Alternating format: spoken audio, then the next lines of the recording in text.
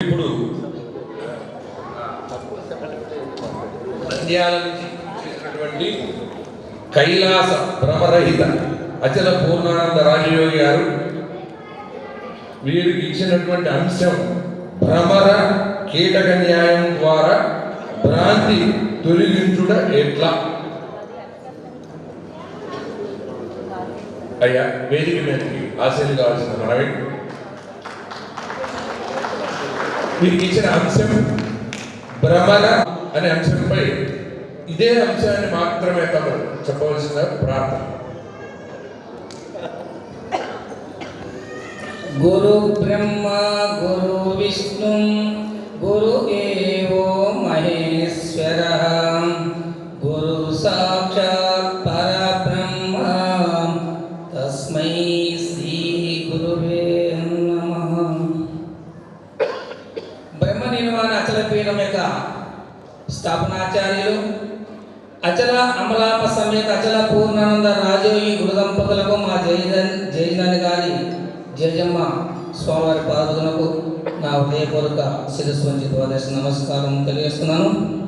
మరియు మద్గురు దంపతులు పరంపర పీఠాధిపతులు వాక్యరహిత అచల పూర్ణానందమైన సమేత సర్వ సంకల్ప ప్రేమరహిత అచల పూర్ణానంద రాజయోగి గురు దంపతులకు ఇరువురి పాదపద్మలకు నా హృదయపూర్వక శిరస్సు వంచి ద్వాదశ నమస్కారం తెలియజేస్తున్నాను. ఇక్కడ వేదిక అలంకరించినటువంటి శ్రీ శ్రీ శ్రీ సాయి సుధాకర్ స్వాముల వారికి దివ్యమూర్తి స్వరూపులకు దివ్యమూర్తి గురుమూర్తి సతీమణి పాదపద్మలకు నా హృదయపూర్వక శిరస్సు వంచి ద్వాదశ నమస్కారాలు తెలియజేస్తూ ఇక్కడ వచ్చిన యొక్క సత్పురుషుల యొక్క స్వామివారికి పాదపద్మలకు నా హృదయపూర్వక శిరస్సు వంచి ద్వాదశ నమస్కారం తెలియజేస్తున్నాను. అయితే స్వాముల వారు నాకు కొత్తగా పరిచయం దానికంటే ముందు శ్రీ శ్రీ హైదరాబాద్ సత్యానంద ఆర్యుల స్వామివారి దంపతులకు అక్కడి నుంచి ఆయన రాక టైం ఆయనకు అబ్బదని ఆయన స్థానం నన్ను అనిపించారు. అటువంటి యొక్క మూర్తి యొక్క స్వరూపులకు పాదముల నమస్కారం తెలియజేస్తూ శ్రీనివాస స్వామివారి కూడా మేము ఒక పారి పొందలు తెచ్చుకున్నాం. అటువంటి యొక్క స్వామివారికి కూడా పాదముల నమస్కారం తెలియజేస్తూ ఇక్కడ వచ్చిన అందరి గురువులకు గురు మాతలకు అందరికీ కూడా ప్రతి ఒక్కరి పేరు పేరున కూడా నా హృదయపూర్వక శిరస్సు వంచి నమస్కారం తెలియజేస్తున్నాను. సిద్ధాంత ప్రకారంగా ఉన్నది పరిపూర్ణం, లేనిది ఎరుక అని తెలియజేస్తున్న సిద్ధాంతం.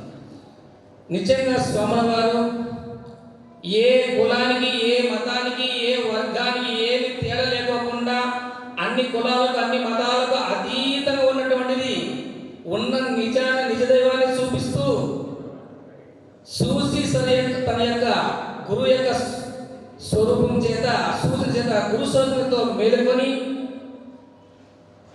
ఈ లేదానికి లేదని అహంకారం రహితం చేసుకొని తాను మేలుకొని ఇతరులను మేలుకొచ్చేతులకి ఈ యొక్క సభా ప్రాంగణంలో అందరూ కూడా ఆహ్వానించారు. వీళ్ళు నిరాడంబరంగా ఉన్నారు. మేము నిన్న సాయంకాలం చూస్తున్నాం.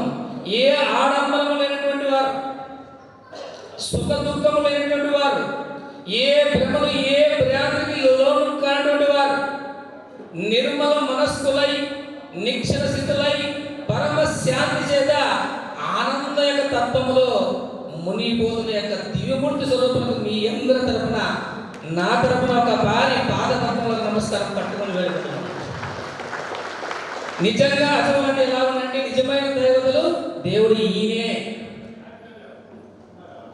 అలాగా ఉన్నట్టుగా స్వాముల వారు మౌనస్వామి చాలా శంఖనాదం ఊపారు కాబట్టి ఈ యొక్క జుంకార నాదం చేత భ్రమరకీల నాయం అని చెప్పి నాకు తెలియజేశారు. కాబట్టి ఆ యొక్క భ్రమరకీల నాయకంలో తాంబూల పుష్పం తోడుతున్న యొక్క ఆ యొక్క భ్రమరము చెట్ల మీద యొక్క క్రిమి కీటకాన్ని తీసుకొచ్చి జుంకారం యొక్క నాదం చేత ఆ విధంగా జుంకారం నాదం చేత అవి అక్కడ ఏ విధంగా అయితే ఓంకారానికి మనం ఏ విధంగా అయితే తన్మత్తం చెందినామో ఆ విధంగా జుంకారం యొక్క భ్రమగీతము ఆ విధంగా చేత ఆ చెట్లు ఉన్న పురుగులు కింద ఉన్న తర్వాత తీసుకొని ఆ ఇంట్లో ఒక మట్టిని తీసుకొచ్చి ఒక గూడులో మనం ప్రతి ఇంట్లో చూస్తూ ఉంటాం.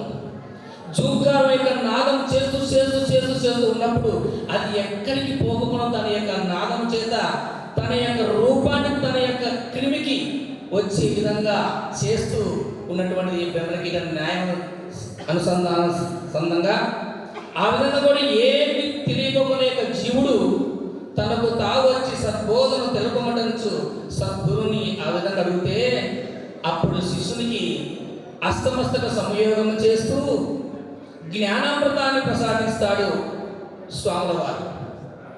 సూడు ఉదయిస్తే శిశరక్తమా, చీకటి ఏ విధంగా అయితే లేదో ఆ విధంగా నీలో అంధకారమైన తర్వాత ఈ జ్ఞాన స్వరూపమే, ఆ స్వస్వరూపమే నీవు నేనై ఉన్నాను. అదే గురు స్వరూపము పిపిలి కాలం నుంచి బ్రహ్మ పర్యంతము అంతటా ఉన్నదని చెప్పి తెలియజేస్తూ ఆ విధంగా కూడా తెలియజేస్తాడు భాగవత కృష్ణయ్య గారు.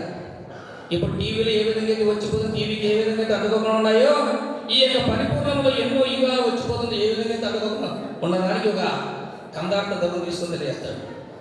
పరిపూర్ణమనేటి పలకే ఎరుకను బలపాక్షరముల ఎచ్చటగనినం తీరమయ్యున్నది కనుగొని ఎరుకను బలపాక్షరముల నికగట్టి పెట్టు ఎవరికి తెలియదు ఇది మూల గొట్టు